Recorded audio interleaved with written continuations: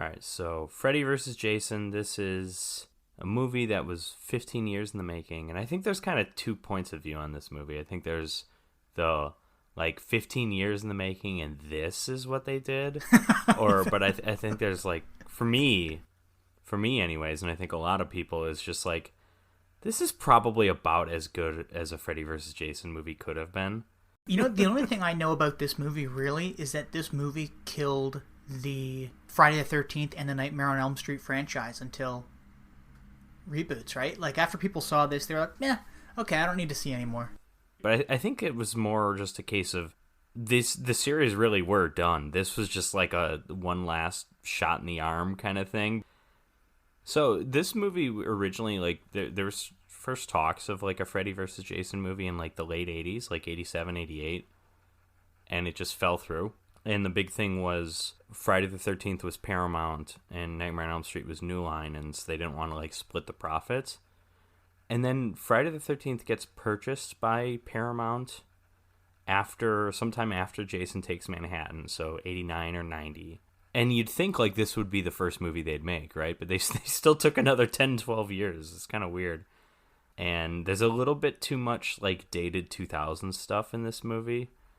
Yeah, but overall, I'm going to say that this is a better movie than it would have been if it was made in the late 80s. Because if you watch those Friday movies, you see how edited around all the gore is. This movie would not have worked. Also, what's with Kelly Rowland's hair? Was that a 2000s thing? Because I think so. Because when did this come out? 2003, right? 2003. Yeah, I'm getting the year the United States invaded Iraq. Thank you, Mr. Bush. Coincidentally, I mean that has nothing to do with this movie, at least that we know of. I mean, Freddy manipulates Jason in this movie. Maybe Freddy manipulated the UN invasion of Iraq, or was it even a UN thing? It's UN invasion of Afghanistan. I'm pretty sure it was a U.S. thing.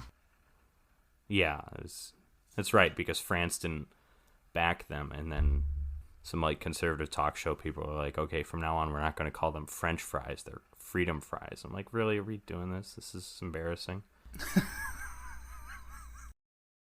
Unfortunately, I think this is just a little too CGI heavy or something. Yeah, it's that's one of the kind of the things that makes it kind of stand out as a 2000s movie. This tends to be my least favorite era of horror movies. This awkward, I guess this is pre-Saw, but even the years kind of be after the Blair Witch Project, before, I don't know, the Conjuring, that's that decade or so of is just there's some good horror movies, obviously. There's good horror movies everywhere you look, but sometimes you have to look a little harder. Yeah, I mean, But I will say, I think they did something smart here, where this is kind of an action movie. And I think it kind of needed to be that. Because there's no way in hell, I don't think it's possible to make a fight between Freddy and Jason be scary. So it has to just be action-packed and stupid and just fun, right? Yeah, of course. There's no way they would have made an actually scary horror movie based around these two characters fighting. It's like Alien versus Predator.